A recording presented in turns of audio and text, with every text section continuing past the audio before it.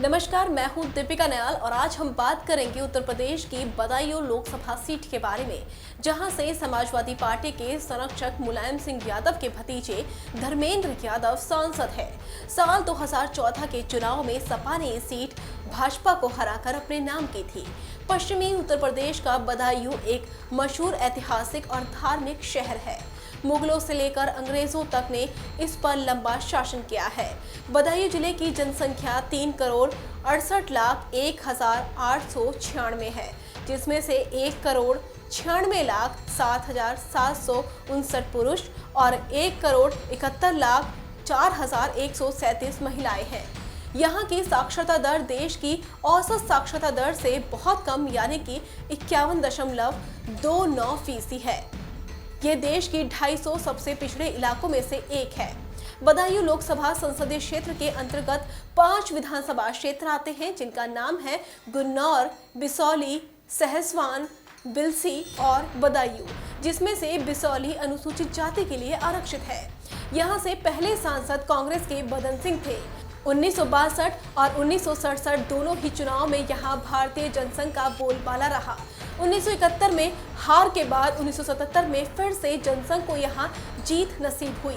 1980 और 1984 दोनों ही चुनाव में यहाँ कांग्रेस विजयी रही।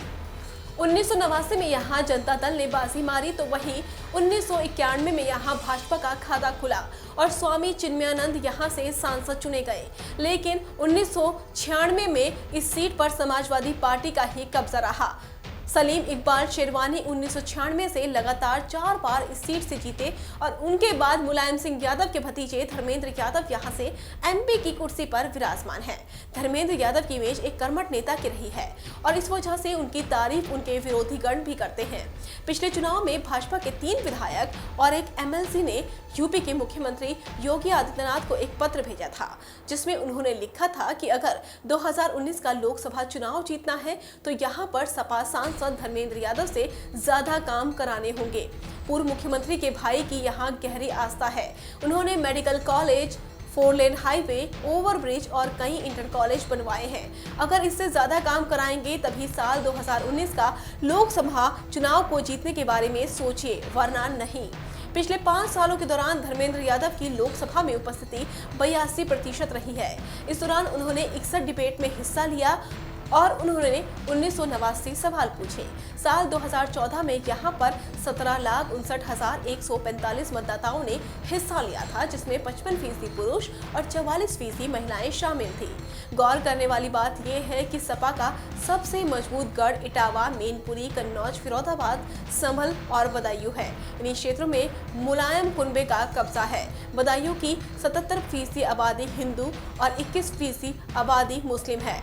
यहाँ यादवों की संख्या काफी ज्यादा है। बदायूं में मुस्लिम यादव समीकरण की वजह से 2014 में प्रधानमंत्री मोदी की लहर में भी सपा बदायूं लोकसभा सीट जीती थी। इस वजह से बदायूं को सपा की घरेलू सीट कहा जाता है। इस सीट पर सपा को हराना आसान नहीं है। देखते हैं कि इस बार भारतीय जनता पार्टी इस सीट पर साइकिल को पंचर करने के लिए यहाँ क्या रणनीति अपनाती है। उसे मुँह खानी पड़ती है या फिर उसे यहाँ नया इतिहास लिखने का मौका मिलता है, जिसे जानने के लिए हमें लोकसभा चुनाव परिणामों का इंतजार करना होगा।